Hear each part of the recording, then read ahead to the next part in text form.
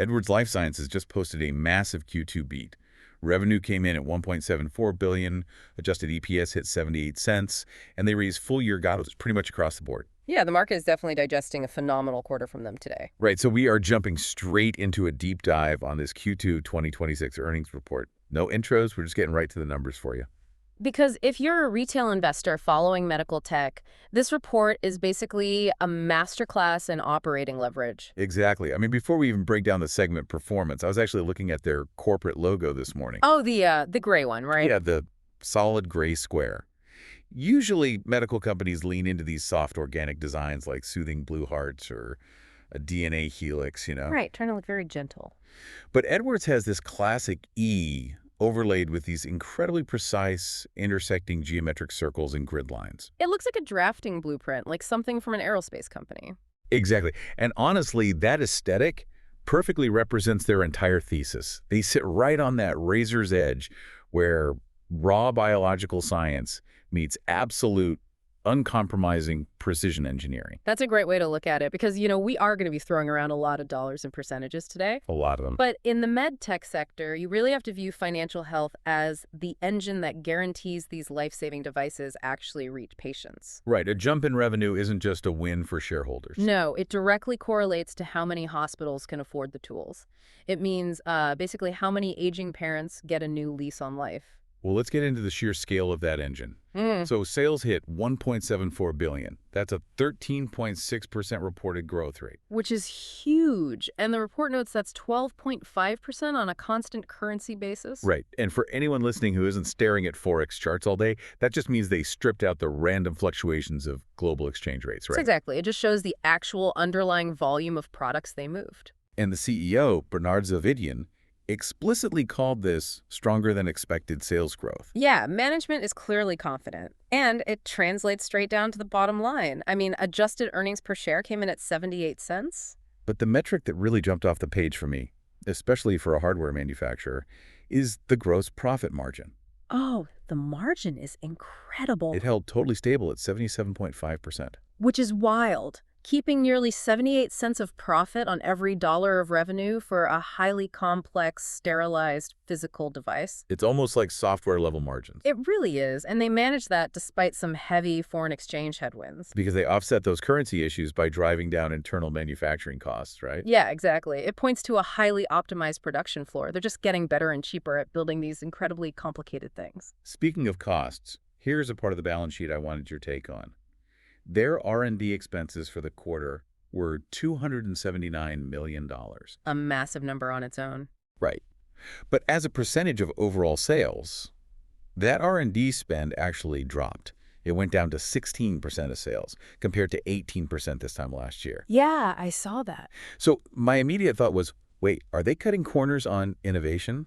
But looking at the raw numbers, the total revenue is just growing so fast that $279 million takes up a smaller piece of a much bigger pie. Right. So is this just the textbook definition of a mature company hitting operating leverage? You hit the nail on the head. When a med tech company is smaller, they have to spend a disproportionately massive percentage of their revenue on R&D just to invent the baseline tech. Just to get through the door. Exactly. But now Edwards' legacy platforms are established. They're generating massive global revenue. Right. So they're still funding next-gen research at the highest levels. I mean, $279 million in 3 months is not cutting corners, but the relative burden shrinks. It gives leadership incredible strategic flexibility. Well, if the R&D ratio is shrinking because the legacy products are throwing off so much cash, yeah, we have to talk about the main cash cow. Oh, absolutely. TVR. All right, transcatheter aortic valve replacement. TVR generated $1.3 billion in sales just this quarter. Growing at 11.3%. Yeah. And just as a quick refresher, TDR is this minimally invasive procedure where they replace a diseased aortic valve without actually cracking open the patient's chest. It's wild technology. They basically crimp a replacement valve onto a balloon, thread it up through a catheter from the leg, and just inflate it right inside the failing valve. Yeah, it just pushes the old calcified leaflets out of the way. The new valve instantly takes over. It's completely revolutionized cardiovascular surgery. Oh, without a doubt. It turned open heart trauma into a catheter procedure. But I do want to push back a little on that 11.3% growth number. Okay, let's hear it. Because buried in the report, there's a note that this growth was partly aided by a competitor exiting the market back in Q2 of 2025. Right, the base effect. Yeah. So if Edwards is just absorbing patients from a rival who closed up shop, doesn't that feel like a temporary sugar rush? Like once that market share is fully absorbed, won't that growth rate just crash back down to earth? It's a fair question. Any good analyst would flag that. And yes, it provided a bump. But the underlying clinical momentum proves this is organic, sustainable growth. How so? Look at the data they just dropped at the New York Valves conference. They released a 7-year sub-analysis from their PARTNER 3 trial. Okay. And it strongly reinforced the long-term durability of their SAPIEN platform. Which is huge, because the historical pushback against these catheter valves was the fear that they wouldn't last as long as the old-school surgical ones, right? Exactly. That was the barrier for years. Surgeons didn't want to use TAVR on younger, healthier patients because they were afraid the valve would fail in 5 years. And then you'd have to go in and do a much more dangerous secondary surgery. Right. But 7-year durability data essentially neutralizes that argument for a massive chunk of patients. That makes sense. And beyond just taking market share, they are expanding the total addressable market. They presented 5-year data from the early TAVR trial. The push to treat patients earlier. Yeah, it supports a shift toward treating severe aortic stenosis much earlier in the disease pathway. So they aren't waiting until a patient is at death's door to intervene. Right. Proactive intervention instead of reactive last resort surgery. And this is perfectly timed with a massive regulatory catalyst here in the U.S. Oh, the CMS decision. Yes. The Centers for Medicare and Medicaid Services is currently reconsidering the national coverage determination for TAVR.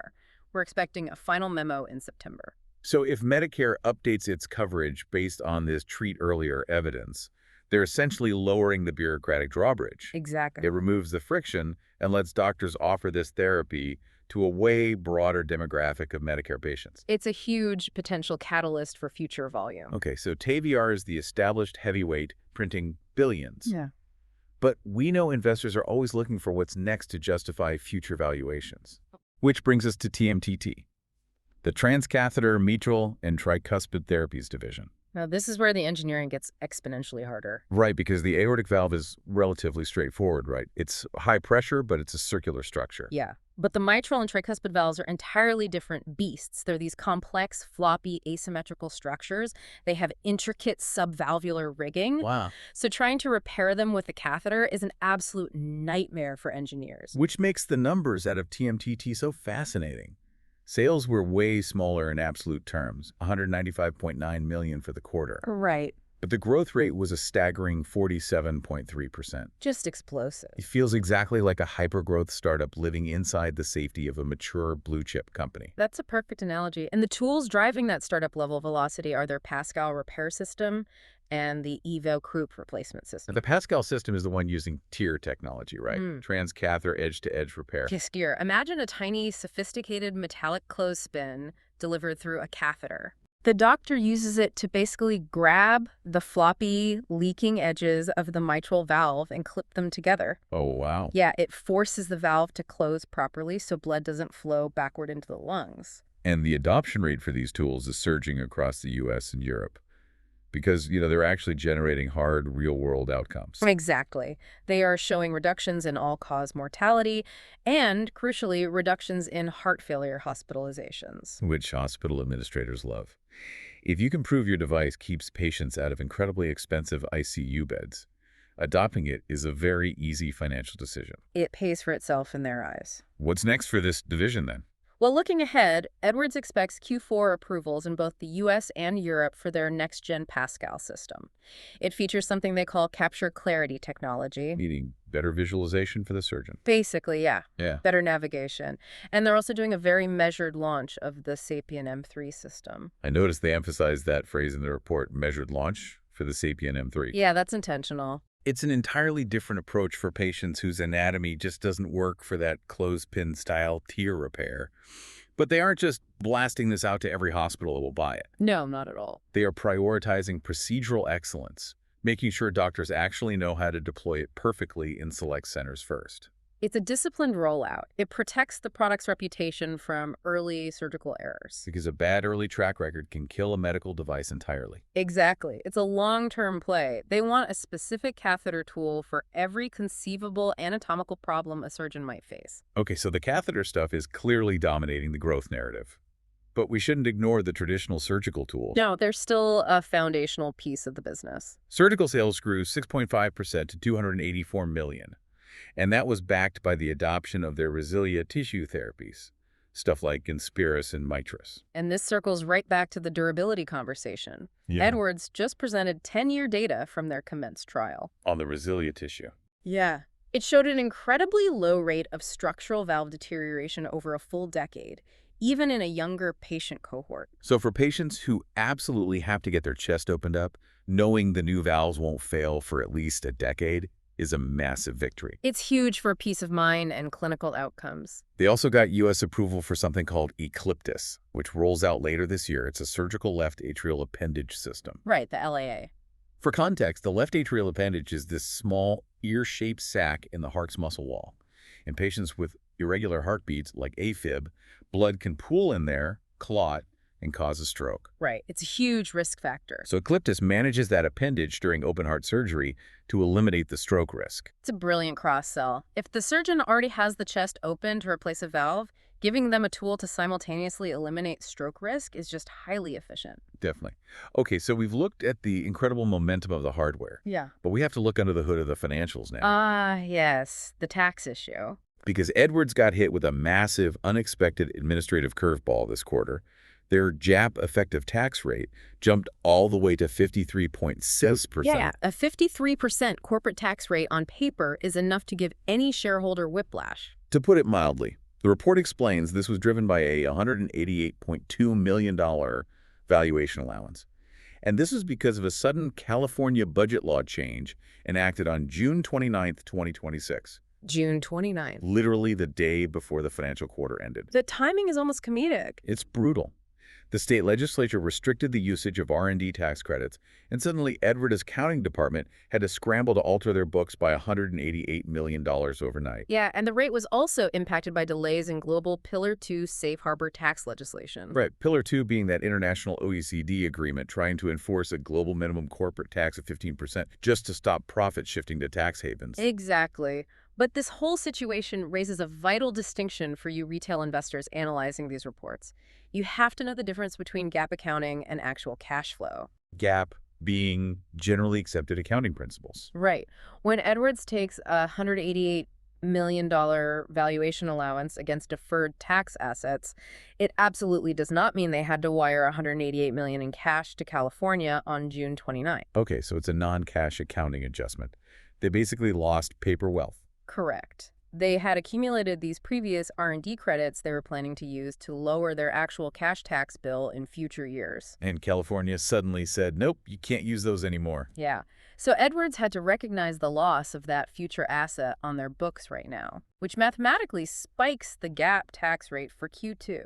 But when you look at their non-GAAP or adjusted earnings, which excludes these one-time legislative shocks, the underlying operational engine didn't miss a beat. Not at all. Because losing a future tax credit doesn't change how many physical heart valves they manufactured and sold on a Tuesday. Exactly. They adjusted it out. It proves their core cash-generating operations are highly insulated from bureaucratic volatility. And that insulation is exactly why management remains so bullish on the back half of the year, which brings us to the updated guidance. This is what the market really cared about today. Right. Having digested the strength in TVR, the hypergrowth in TMTT, and seeing how they shrugged off that tax penalty, leadership actually increased their full-year 2026 sales growth guidance. They bumped the overall projection from a range of 9 to 11% up to 10 to 11%. They narrowed the window and raised the floor. Exactly. They also specifically bumped TVR growth guidance up to 8 to 9% and raised the TMTT sales guidance to a window of 760 to 780 million. Total full-year sales are now expected to land between $6.6 billion and $6.9 billion.